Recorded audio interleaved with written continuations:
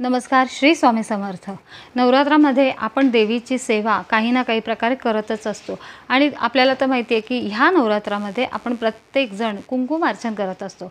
पण ह्याच कुंकुमार्चनचं जर तुम्ही अनुष्ठान केलं तर त्याची जी फळं आहेत ती तुम्हाला वेगळीच बघायला मिळतात. त्याचबरोबर आपल्या घरातली जी लक्ष्मी आहे ती स्थिर राहायला मदत होते. हे अनुष्ठान कसं करायचं आहे तर सप्तमी, अष्टमी आणि नवमी या 3 दिवशी तुम्ही हे अनुष्ठान करायचं आहे.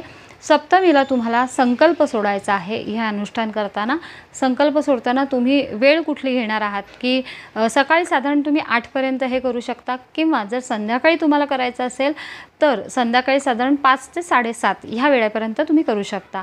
त्यामुळे ती वेळ तुम्ही सांगायची आहे अनुष्ठानामध्ये. त्याचबरोबर तुम्ही हे कशासाठी करताय की तुमच्या घरातली लक्ष्मी स्थिर राहावी, कशासाठी करताय तर हेही तुम्ही त्या संकल्पामध्ये सांगा. त्याचबरोबर जेव्हा तुम्ही हे अनुष्ठान कराल तर तेव्हा तुम्हाला एकतर लाल वस्त्र परिधान करायचे आहेत किंवा गुलाबी वस्त्र परिधान करायचे आहे. त्याच्यानंतर हे अनुष्ठान चालू करताना जर तुमच्याकडे श्रीयंत्र असेल तर तुम्ही त्याच्यावर कुंकुमार्चन करा. मेरू यंत्र असेल समजा तर त्याच्यावर करू शकता. अगदी काही नसेल तर अन्नपूर्णेवर तुम्ही करू शकता आणि तेही नसेल तर आपली जी रोजची जीवनातली लक्ष्मी म्हणजे ज्याला आपण पैसे म्हणतो तर 1 रुपयाचा कॉईन घ्यायचा आहे, तो वाटीत ठेवा आणि त्याच्यावरही तुम्ही कुंकुमार्चन करू शकता, जेणेकरून आपली लक्ष्मी स्थिर राहील. त्याचबरोबर ती आपल्यावर प्रसन्नही होईल. हे अनुष्ठान करताना तुम्हाला श्री सूक्ताचं पठण करायचं आहे. म्हणजे 16 वेळा तुम्ही ते म्हणा.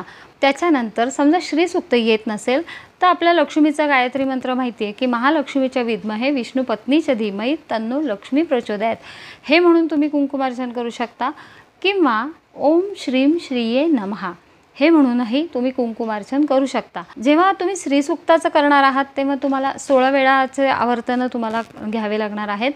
जेव्हा महालक्ष्मीचा तुम्ही गायत्री मंत्र घेणार आहात तेव्हा 108 वेळा तुम्हाला तो मंत्र घ्यावा लागणार आहे. आणि जर तुम्ही ओम श्रीम श्रीये नमः हा मंत्र घेतला तरी तुम्हाला तो 108 वेळा घ्यायचा आहे. तर असं हे 3 दिवसाचं अनुष्ठान आहे.